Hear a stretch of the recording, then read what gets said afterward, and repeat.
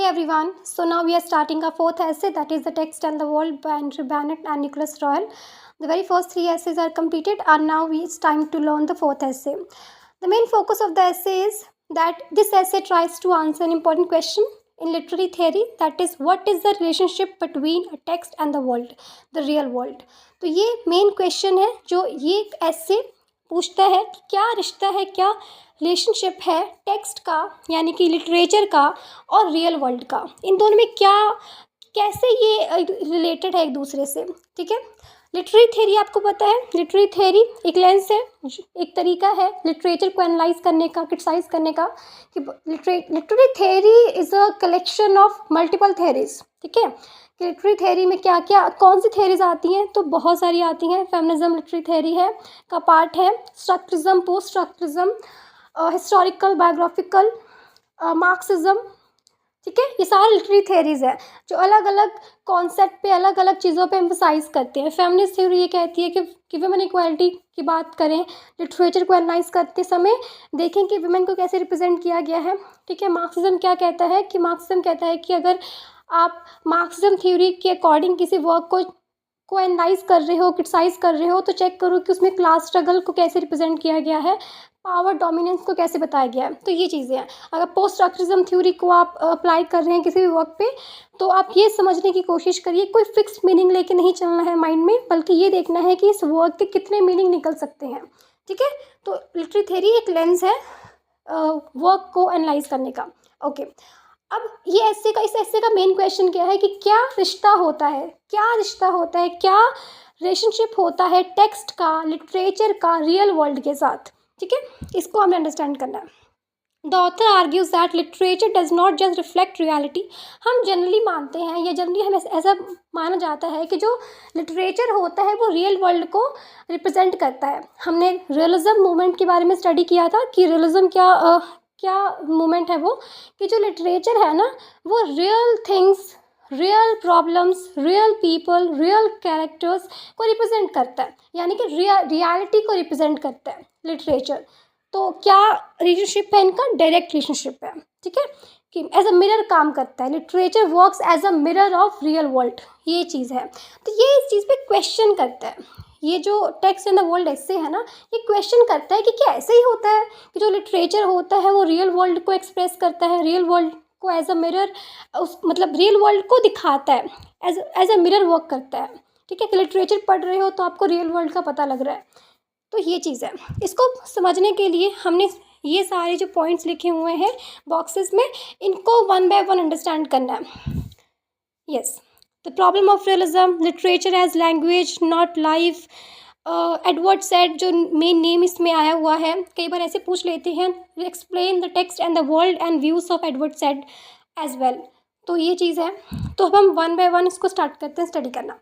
Literature and representation, तो वही चीज़ जो पहले बताई कि ऐसा माना जाता है कि जो लिटरेचर है वो रियल वर्ल्ड को एक्सप्रेस करता है। कि मतलब मान लीजिए कोई भी वर्क है वो किसी पर्टिकुलर टाइम पीरियड पर लिखा गया है, एक पोइम है द वेस्टलैंड, या फिर love song of J Alfred प्रूफोक जो 1922 में द वेस्टलैंड, एंड 1926 में वो दूसरी पोइम लिखी गई है। तो ये रियल वर्ल्ड को एक्सप्रेस करती है कि मतलब रियल उस टाइम पे रियल वर्ल्ड कैसा था। जिस भी टाइम पे हम जब भी किसी लिटरेरी वर्क की बात करेंगे ना, तो हम उस टाइम के रियल वर्ल्ड की बात करेंगे, इस टाइम की नहीं, क्योंकि वो तो पहले लिखा हुआ है ना, तो उस टाइम के रियल वर्ल्ड की बात करेंगे। तो literature as a works as a reflection और as a mirror of real world. तो देखिए, जब आप वेस्टलैंड पढ़ते हो तो आप क्या देखते हो? सोसाइटी बहुत ही क्योस, सोसाइटी में क्योस है, सोसाइटी में डिसऑर्डर है, सोसाइटी में कन्फ्यूजन है, सोसाइटी में कुछ भी अच्छा नहीं हो रहा है, सोसाइटी में एक नेगेटिविटी है, एक स्पिरिचुअलिटी रियल स्पिरिचुअलिटी नहीं है, लोग अंधविश्वास में बिलीव कर रहे हैं। उसमें एक एस्ट्रोलॉजर की बात करते हैं ना, एक एस्ट्रोलॉजर की बात करती हैं जो लोगों को उनका भविष्य बताती है, पर उनको खुद को कुछ नहीं आता होता है, बेसिकली उनको रियल नॉलेज नहीं होती है, टैरोट कार्ड रीडर होती हैं उसमें एक। तो ऐसे कि मतलब लोग ऐसी चीज़ों पे विश्वास कर रहे हैं, स्पिरिचुअल नहीं है पर ऐसी चीज़ों पे विश्वास कर रहे हैं। तो यही जो चीज़ है, यही जो सोसाइटी जो उस पोइम में दिखाई गई है, वैसी ही सोसाइटी उस टाइम पे प्रेजेंट थी। द आंसर इज़ येस, तो इसका आंसर आएगा येस। ये चीज़ है, क्योंकि वो जो पोइम है लिखी गई थी 1922 में आफ्टर फर्स्ट वर्ल्ड वॉर। और उस टाइम पे क्योंकि वर्ल्ड वॉर हुआ था तो सोसाइटी में केओस था, डिस्टर्बेंस भी था, केओस था, डिसऑर्डर था, नेगेटिविटी थी, कुछ भी अच्छा नहीं हो रहा था, people were not motivated. Okay, ये सब चीज़ें थी और यही सारी चीज़ें तो उस पोइम में देखने को मिलती हैं या फिर उस टाइम पे लिखे हुए वर्क में देखने को मिलती हैं। तो पहला पॉइंट ये कहता है कि हाँ, ये चीज़ है कि literature does work as a mirror or does yes it is the reflection of real world। लेकिन यहाँ पे थोड़ा सा चेंज है। वो चेंज क्या है कि ऐसा 100% नहीं होता है कि हर लिटरेचर जो है वो रियलिटी को दिखाए, नहीं, ऐसा नहीं होता है। कुछ लिटरेचर ऐसे भी होते हैं जो रियलिटी को चेंज करने के लिए लिखे जाते हैं या रियलिटी को क्वेश्चन करने के लिखे जाते हैं। जैसे for example when a novel talks about war it does not show the war itself, बिल्कुल ही रियल नहीं होता है, बिल्कुल 100% वही चीज़ नहीं उतारी जाती है राइटिंग में, बल्कि उसमें चेंज होता ही होता है क्योंकि रिटन वर्क है, ये राइटिंग है, इसमें बिल्कुल ही रियलिटी थोड़ी ना लिख सकते हो। जब बिल्कुल ही रियलिटी लिखोगे तो उसको पढ़ेगा कौन? थोड़ा सा इमेजिनेशन, थोड़ी सी उसमें चेंजेस तो करने पड़ेंगे कि it does not show the war itself, it shows how the writer sees a war. यहाँ पे चेंजेस आ जाते हैं, एक मैनिपुलेशन आ जाती है कि वॉर बहुत डिस्ट्रक्टिव है, उसका कोई भी किसी भी तरह का कोई पॉजिटिव आउटकम हमें नहीं दिखाई देता है। पर जो राइटर है क्या पता उसे कोई पॉजिटिव आउटकम दिख जाए, उसे कुछ और दिख जाए, या वो कहीं ना कहीं अपनी राइटिंग में वॉर को कैसे रिप्रेजेंट कर रहा है, एज अ गुड रिप्रेजेंट कर रहा है कि बैड रिप्रेजेंट कर रहा है, मैटर करता है। जब इंडिया और ब्रिटिशर्स की फाइटिंग चल रही थी कॉलोनियल टाइम्स पे, तो जो ब्रिटिश राइटर्स हैं वो क्या करेंगे, वो अपनी राइटिंग में ब्रिटिश पीपल को हाईलाइट करेंगे, उन्हें उनकी वाहवाही करेंगे, और वहीं जो इंडियन राइटर्स हैं वो ब्रिटिशर्स को क्या करेंगे, सेम वॉर वो ब्रिटिशर्स राइटर को बैडली रिप्रेजेंट करेंगे और अपने अपने इंडियंस को अच्छा रिप्रेजेंट करेंगे। तो वॉर तो एक ही है, लेकिन जो लिटरेचर है वो बदल गया, लिटरेचर में आवाज़ बदल गई, आर्ग्यूमेंट्स बदल गए, तो लिटरेचर मैनिपुलेटिव होता है। द प्रॉब्लम ऑफ रियलिज्म, आगे रियलिज्म की प्रॉब्लम को डिस्कशन हुआ है कि authors talk about realism a style of writing that aims to represent everyday life truthfully, but they argue even realist novels. वही चीज़ है कि कोई भी कितना भी रियल आप लिखते हैं, आप कोई राइटर लिखता है उसमें कोई ना कोई चेंजेस ज़रूर होते हैं, बिल्कुल ही रियलिज्म नहीं प्रेजेंट होता है। कैरेक्टर्स होते हैं, डायलॉग्स होते हैं, सेटिंग्स होती हैं, इन्हें केयरफुली शेप किया जाता है। So what we get is not the real world but a literary version of it. कई बार क्या होता है, कोई रियलिटी लिखनी है, कोई पर्टिकुलर किसी चीज़ की कोई हिस्ट्री लिखनी है। फॉर एग्जांपल हम देखते हैं कि इंडिया पाकिस्तान का कोई भी किसी वॉर का जिक्र करना है ना, तो कोई राइटर है वो क्या करेगा, वो एग्जैक्टली वो नाम ना लिख के, इंडिया पाकिस्तान वर्ड ना यूज़ करके वो कोई और वर्ड्स यूज़ कर लेगा, किसी और कंट्री का नाम यूज़ कर लेगा, या फेक नेम्स है ना, क्रिएटिव नेम्स, अपनी तरफ से इमेजिनरी नेम्स यूज़ करके उसी चीज़ को रिप्रेजेंट कर देगा। बात उसने वही करनी है, बस उसने चीज़ें बदल देनी है। तो रियलिटी एज इट इज़ तो नहीं रिप्रेजेंट हुई, चेंजेस होती हैं। यहाँ पे आपने प्लेटो और एरिस्टोटल के जो व्यूज़ हैं उसे भी आपने समझना है कि एरिस्टोटल ने क्या बोला था रियलिज्म के बारे में, राइटिंग के बारे में, और प्लेटो ने क्या बोला था। ठीक है, मिमेसिस जो थ्योरी है ना, उसको आपने थोड़ा सा देख लेना है कि प्लेटो सेड की रियलिटी इज़ रिप्रेजेंटेड, है ना, कि वो कैसे रिप्रेजेंट करती है, और एरिस्टोटल ने बोला था कि it's a copy of copy. ठीक है, कि राइटिंग जो है वो कॉपी ऑफ कॉपी होती है, ऐसे कि बिल्कुल रियल नहीं होता है, एकदम 100% नहीं होता है, ये कहीं ना कहीं इसमें चेंजेस होते ही होते हैं। Literature as language not life, कि लिटरेचर में रियलिटी, लाइफ का मतलब रियलिज्म है, रियलिटी रियल लाइफ है, कि लिटरेचर में बिल्कुल ही रियल लाइफ रिप्रेजेंट नहीं होती है, बल्कि वो तो लैंग्वेज का वर्क है कि लिटरेचर मत कैसे बनता है, राइम मीटर मेटाफर्स, है ना, वो क्या बोलते हैं उसको, सिमिली, ये सब चीज़ें जो होती हैं, लिटरेरी टेक्निक्स जो होती हैं, लिटरेरी टर्म्स होती हैं, इन सब से मिलके लिटरेचर बनता है। आप एक पोइम देखो, टू हिज कोई मिस्ट्रेस, उसको स्टडी करके देखो, उसमें रियलिज्म कितना है और कितना रियलिज्म है और कितना इमेजिनेशन है, उसे आप फाइंड आउट करने की कोशिश करो। बिल्कुल रियलिज्म थोड़ी ना उसमें, वो एक क्रिएटिव वर्क है, वो एक लैंग्वेज का वर्क है। उसमें मेटाफर्स कितने यूज़ किए गए हैं, उसमें लिटरेरी टर्म्स कितने यूज़ किए गए, उसके राइम कैसी है, उसके मीटर कैसा है, उसका ड्रामेटिक मोनोलॉग कैसा है। तो लैंग्वेज का वर्क है लिटरेचर, ना कि बिल्कुल ही रियल लाइफ का। उसमें थोड़ी बहुत रियल लाइफ बताई होगी, पर basically literature is made of language. ठीक है। The world as text, it means the authors mentions the idea of intertextuality developed by Julia Kristeva. A text is made up of other text. इसका मतलब क्या है कि जो literature बनता है ना, वो डिपेंडेंट होता है, वो इंटरडिपेंडेंट होता है दूसरे वर्क्स पे। क्या आपकी कोई भी लिटरेचर, कोई भी वर्क है, वो लिखा जा रहा है किसी भी राइटर के द्वारा, वो कहीं ना कहीं अफेक्टेड होता है, इंस्पायर होता है दूसरे वर्क्स के साथ, कि वो एकदम ही रियलिटी नहीं लिखते हैं। कुछ राइटर्स ऐसे होते हैं जो रियलिटी ना लिख के किस तरह का वर्क लिखते हैं, तो थोड़ा सा डिफरेंट वर्क लिखते हैं। कि मान लीजिए एक नॉवलिस्ट, एक नॉवल लिखी गई थी जेन आयर करके एक नॉवल लिखी गई थी जो इंस्पायर थी किसी और नॉवल से। ठीक है। ऐसे कि मतलब कोई वर्क लिखा हुआ है, वो इंस्पायर्ड है किसी और वर्क से, और वो वर्क फिक्शनल है।